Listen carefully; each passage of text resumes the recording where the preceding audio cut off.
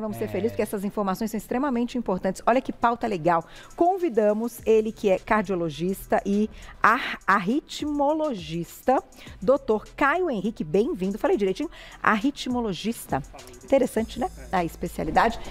Para falar de chip da beleza versus saúde do coração. A gente sabe que o chip da beleza hoje, né, doutor, é uma realidade. Já conversamos aqui algumas vezes para entender benefícios e colocando na balança o que seria contra e tal.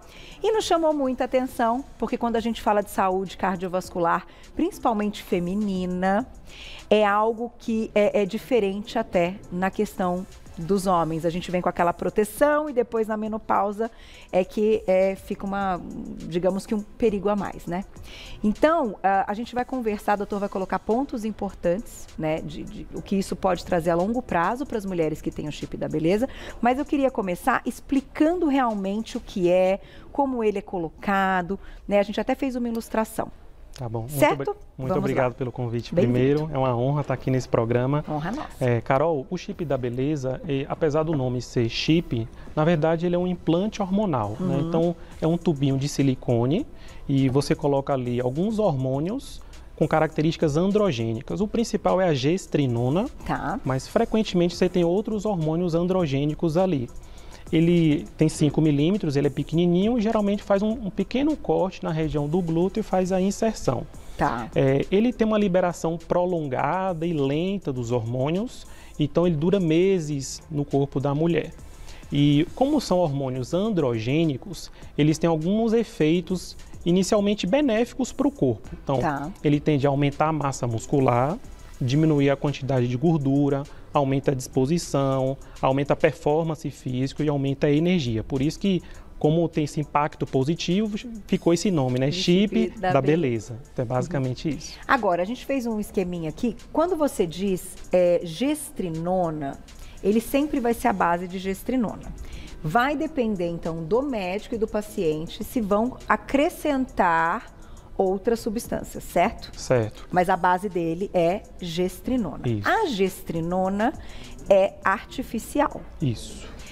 E é verdade, doutor, que ela faz com que a testosterona natural feminina aumente? Isso. Na verdade, esses hormônios, quando eles são repostos de forma exógena para o corpo, existe uma tendência a inibir os hormônios próprios da pessoa. Então, na verdade, é um pouquinho ao contrário. É ao contrário. Ele tende a inibir os hormônios produzidos pelos ovários, os hormônios produzidos pela hipófise. Mas como o hormônio está no sangue, se fizer uma dosagem no sangue, ele vai estar alto.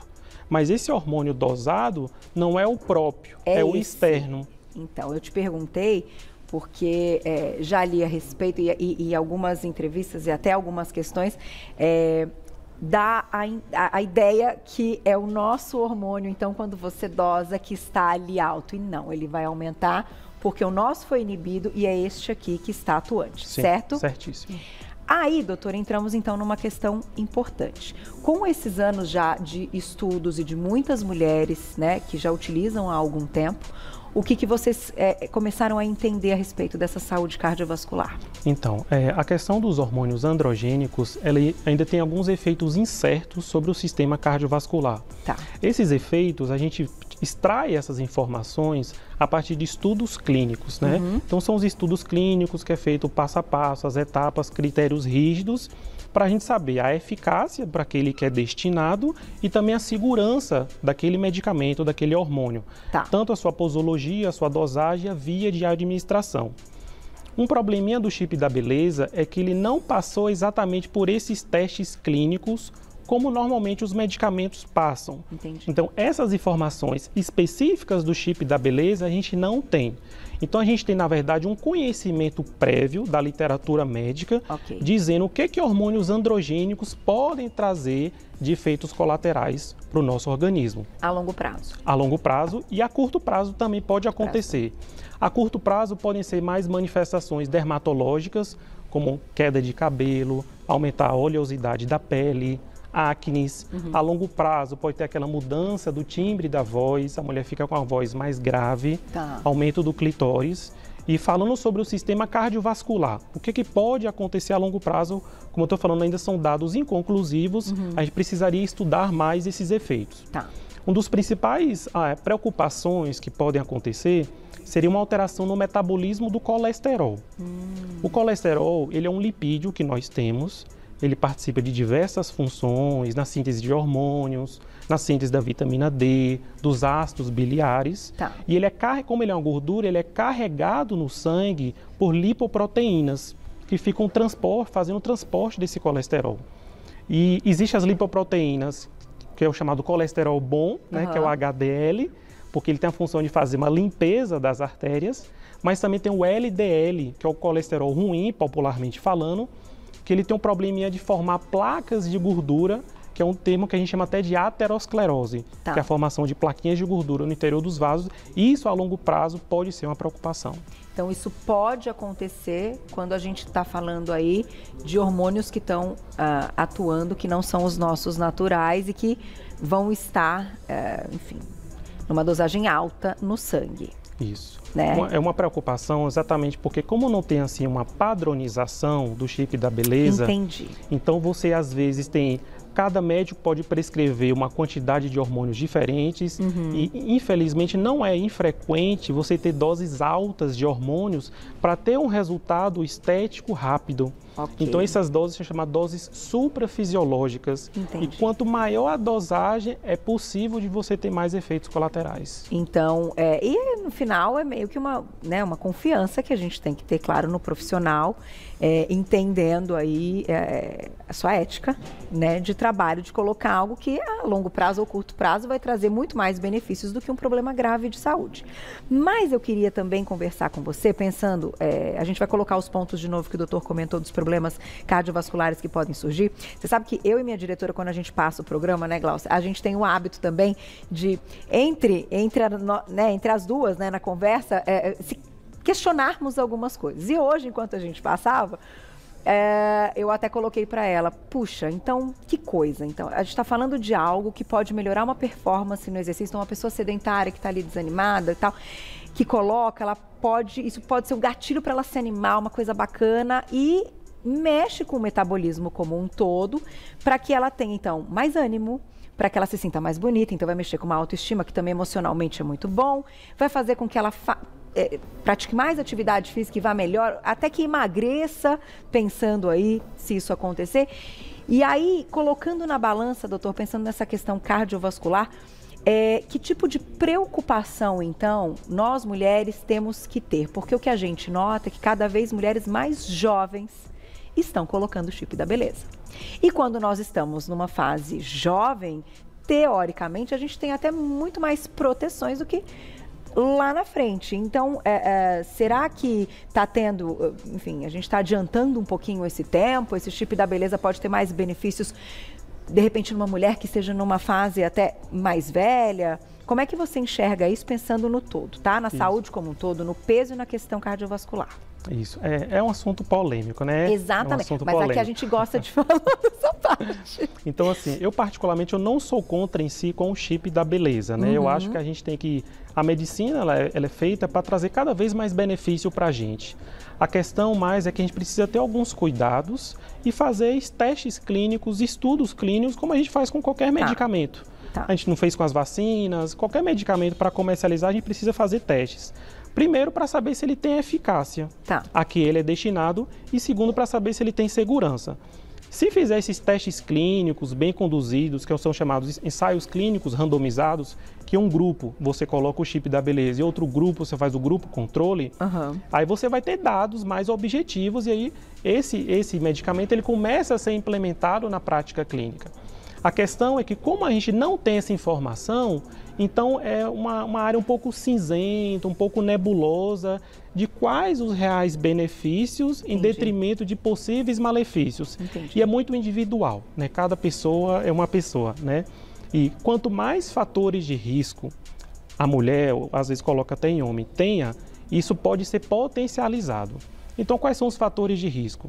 É pressão alta, diabetes, se já tem um colesterol alto antes do implante, tabagismo, as mulheres que fumam, aumenta muito o risco da aterosclerose e às vezes até um histórico familiar.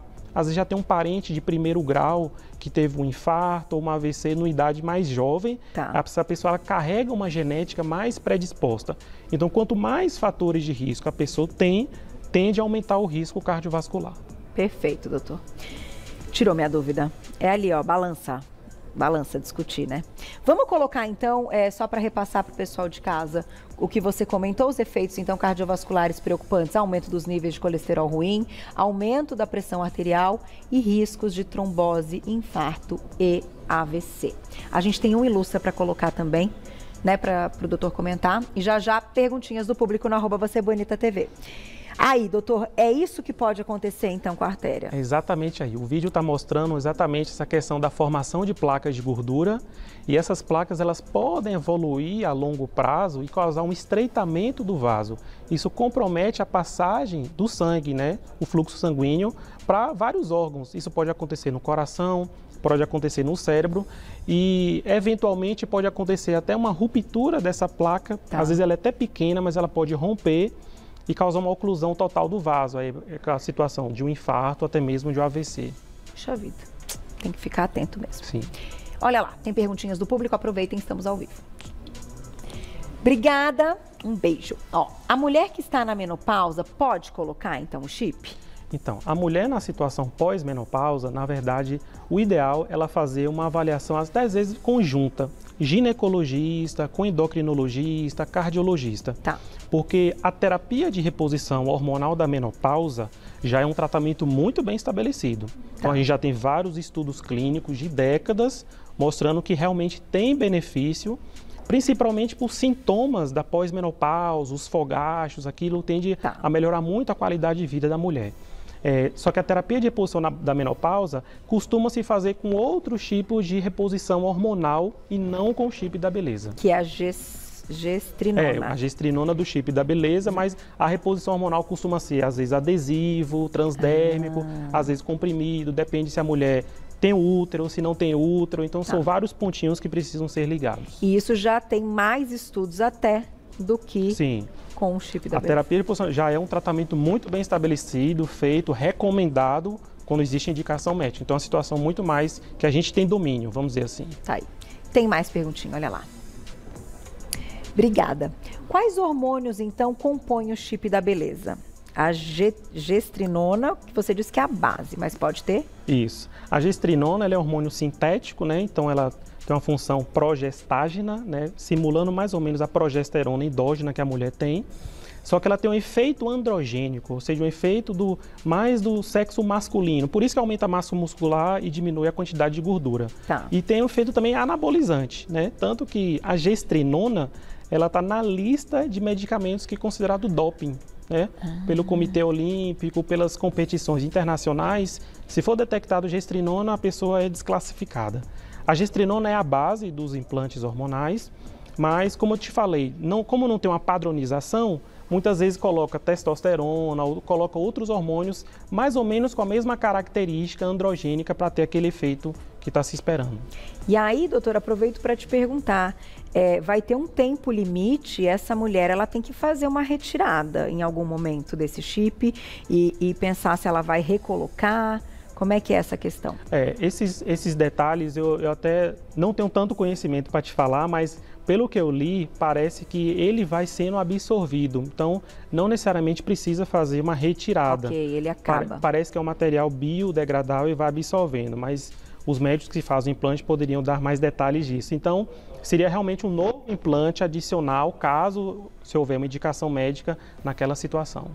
E é uma questão, eu te fiz essa pergunta porque dependendo das situações, às vezes, essa mulher fica um tempo, aquilo se torna algo positivo, né? Dá certo para perda de peso, para um estímulo da atividade física. E, de repente, depois disso, o corpo naturalmente, né, volta de uma outra forma. Por quê? Porque ela mudou hábitos como um todo.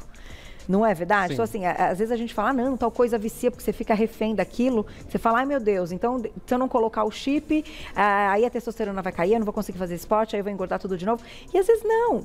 A mudança que um chip da beleza por um tempo determinado faz, pode trazer benefícios até para que o corpo volte depois dele de outra forma. Com certeza. Não é, essa seria a situação ideal, né? Não é. As mulheres que já, enfim, já colocaram o chip, passou aquele período, já que houve toda essa mudança de composição corporal, começou a praticar exercício físico, a gente foi apenas o start para ter um estilo de vida saudável, né? Manter uma alimentação equilibrada, exercício físico regular, não fumar, evitar o excesso de bebida alcoólica. Então, às vezes, realmente, essa seria a situação ideal, né? Você ter saúde apenas com estilo de vida saudável. Seria a situação sem a necessidade de exógenos ou de hormônios ou de medicamentos até mesmo para tentar equilibrar a saúde. Igual remédio para emagrecer, que tem o seu período ali de indicação, então, né, chegou no objetivo e tudo certo, agora manter, mas retirando, né? A gente já fez pauta sobre isso. Então, me veio também essa... Eu sou meio maluquinha assim, doutor. Eu vou pensando em várias situações, porque eu sei que tanta gente está lá do outro lado com aquela interrogação. Ai, meu Deus, será que eu coloco? Será que eu não coloco? Ai, quando acabar, será que eu vou ficar bem? Será que eu não vou? Então, são coisas que eu acho, né? A gente tem que fazer o público também pensar um pouco além, até para ajudar na escolha. Eu vou colocar agora mais uma perguntinha do público. Estão chegando várias. Olha essa aí, tá prontinha. Ó, é da Sandra. Obrigada, Sandra, um beijo. Esse chip pode ser considerado um anabolizante? E a reposição hormonal por adesivos também pode causar esses problemas cardiológicos? Excelente pergunta da Sandra. O chip, ele, como o principal hormônio é a gestrinona, e a gestrinona ela tem propriedades anabolizantes. Então, como eu já falei, faz parte até da lista de substâncias proibidas consideradas doping, né? Então, tem sim um efeito anabolizante. A segunda pergunta é em relação a adesivos. O adesivo, se pode trazer problemas cardiológicos. A questão do ou adesivos, ou gel, ou comprimido, ou cremes, às vezes que é feito a reposição hormonal, principalmente na mulher após menopausa, realmente pode necessitar de algum tipo de acompanhamento mais especializado, principalmente relacionado ao metabolismo do colesterol, tá? E, às vezes, aumento de triglicérides a depender da via de administração que é feita a reposição hormonal. Entendi. Então, qualquer reposição hormonal, na verdade, independente da forma com que você faz, é extremamente importante fazer um acompanhamento médico com aquele médico que está prescrevendo aquela reposição. Então, mesmo os adesivos ou outras vias podem necessitar de um acompanhamento específico. Hoje tem até aquela situação, né, doutor, da soroterapia, que pode também ser já direto na corrente sanguínea. Então, precisa de acompanhamento, não tem jeito. Com certeza. Né? Não tem jeito. Tem mais perguntinha, Glaucia? Olha lá. Denise, obrigada, um beijo. É verdade que serve para tratar endometriose? Muito bom. A gestrinona, ela já é antiga, ela é dos anos 70 e ela foi desenvolvida exatamente para o tratamento da endometriose, que é uma doença ginecológica bem importante, compromete muito a qualidade de vida da mulher, só que ela começou lá por comprimido, por via oral. Então, até a gestrinona por via oral, ela tem até a liberação da Anvisa e tem liberação internacional. Então, essa pergunta foi boa porque justamente o que iniciou o motivo dos estudos com a gestrinona foi justamente para o tratamento da endometriose. E ainda hoje existe até um pouquinho de controvérsia entre os ginecologistas, né? Alguns gostam de fazer a reposição através de implante, outros preferem outros tipos de tratamento. Mas sim, o principal base da gestrinona é para o tratamento da endometriose. E que aí seria na forma oral, num primeiro momento. Isso. Ou na verdade, isso vai depender muito de cada caso, né? Porque existem outros medicamentos tão efetivos quanto para o tratamento da endometriose. Às vezes precisa de um procedimento cirúrgico, aí vai ser uma situação mais individualizada para a mulher que sofre de endometriose. Tá aí. Tem mais perguntinha? Aproveitem, estamos ao vivo na tela. Sônia, obrigada. Tenho 65 anos, nunca fiz reposição hormonal. Entrei na menopausa com 40. Posso colocar esse chip? Bom, aí também é uma questão muito individual, né? Como ela entrou na menopausa aos 40 e está com 65 anos, já passou muito tempo daquele período da pós-menopausa precoce, que é normalmente quando se faz a terapia de reposição hormonal. Uma das poucas indicações de se fazer, por exemplo, androgênios para a mulher na pós-menopausa é quando tem uma condição chamada de transtorno do desejo sexual hipoativo.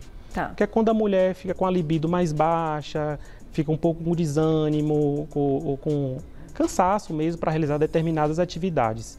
E aí sim, isso é uma entidade médica, isso é um transtorno que sim precisa ser tratado, mas na maioria das vezes, Carol, faz a reposição por outras vias que não também um chip da beleza, que não implante hormonal. Já então, conhecidas, inclusive. Já conhecidas. Então é uma reposição que é feita há muitos anos, por endocrinologistas também, só que não utiliza a via do implante hormonal. Geralmente se faz a reposição de testosterona ou de outro androgênio, caso a paciente tenha indicação, por outras vias que já são mais estudadas e estabelecidas.